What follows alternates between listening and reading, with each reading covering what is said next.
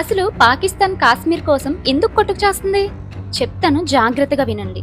ఈ story Britishers కాలం నుండే start అయింది. ఈస్ట్ ఇండియా కంపెనీ వాళ్ళు మన దేశంలోకి వచ్చి మన రాజుల్ని వాళ్ళ చేతుల్లోకి తీసుకొని మన దేశంలో ఉన్న వనరులు, ఖనిజాలు, వస్త్రాలు, ముడి సరుకులు అన్ని దోచుకొని చివరికి 1947 ఆగస్టు 15న మనకి స్వతంత్రం ఇచ్చారు. వాళ్ళు స్వతంత్రం ఇస్తూ పెట్టిన ఫిట్టింగ్ ఏంటంటే ఇండియా, పాకిస్తాన్ దేశాలు రెండు వేర్వేరు అవ్వాలని.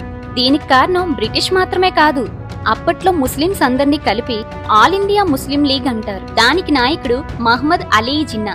ఈయన తన మతంలో ప్రజలు భారతదేశంలో మెజారిటీలో ఉన్న హిందువుల వల్ల వెనకబడిపోతారని, వాళ్ళకంటూ ప్రత్యేకమైన మాతృభూమి కావాలని బ్రిటిష్ ని అడిగారు. బ్రిటిష్ వాళ్ళ ఐడియాలజీనే విభజించు పాలించు. అలాంటి వాళ్ళ దగ్గరికి వెళ్లి ముస్లింస్ ని, హిందువుని విడగొట్టమంటే విడగొట్టకుండా ఉంటారా?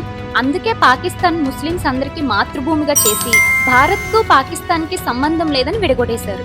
ఆ టైంలో బ్రిటిష్ న్యాయవాది రాడ్ క్లిఫ్ అనే పెద్ద మనిషి పాకిస్తాన్ కి, భారత్ కి మధ్యలో బార్డర్ ఉండాలని మ్యాప్ లో భారత్ కి, పాకిస్తాన్ కి మధ్యలో బార్డర్ లైన్ గీశాడు. ఆ లైన్ రాడ్ క్లిఫ్ లైన్ అంటారు.